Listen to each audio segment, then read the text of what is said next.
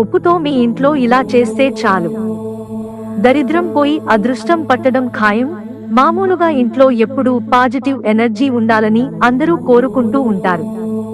కానీ మనం చేసే చిన్న చిన్న పొరపాట్ల వల్ల నెగటివ్ ఎనర్జీ కూడా ఇంట్లోకి ప్రవేశిస్తూ ఉంటుంది. వాటి వల్ల ఇంట్లో ఆర్థిక ఇబ్బందులు, కొట్లాటలు, మానసిక ఇబ్బందులు తలెత్తుతూ ఉంటాయి. అటువంటప్పుడు కొన్ని రకాల పరిహారాలు పాటించడం వల్ల ఇంట్లో ఉండే నెగటివ్ ఎనర్జీని బయటికి తరిమేయచ్చు. మరి అందుకోసం ఏం చేయాలో ఇప్పుడు మనం తెలుసుకుందాం. ఎప్పుడు ఇంటి లోపలికి వెలుతురు పడేలా జాగ్రత్త పడాలి.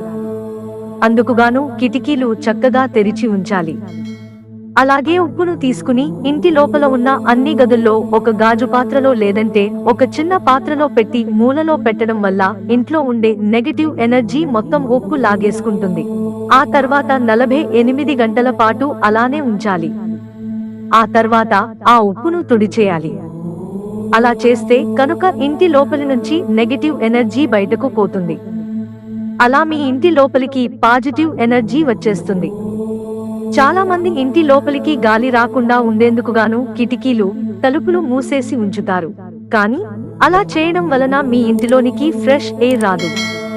కిటికీలను ఎప్పుడూ తెరిచి ఉంచడం ద్వారా పాజిటివ్ ఎనర్జీ మీ ఇంటిలోనికి ప్రవహిస్తుంటుంది. మీ ఇంటి నుంచి నెగటివ్ ఎనర్జీ కంప్లీట్ గా పోయి పాజిటివ్ ఎనర్జీ మాత్రమే ఉండిపోతుంది. ఇకపోతే ఇంటి లోపల విరిగిపోయిన వస్తువులు అసలు ఉండకూడదు. అలా విరిగిపోయిన వస్తువులు ఉంచడం వలన మీ ఇంటిలో నెగటివ్ ఎనర్జీ ఉండిపోతుంది. నెగటివ్ ఎనర్జీ తొలగిపోవాలంటే ఎప్పటికప్పుడు విరిగిన వస్తువులను బయటపడేయాలి. ఇంటి లోపల మంచి సువాసన వచ్చేటువంటి అగరబత్తిని వెలిగించి ఉంచాలి. అలా చేస్తే కనుక ఇంటిలోనికి పాజిటివ్ ఎనర్జీ చక్కగా వస్తుంది.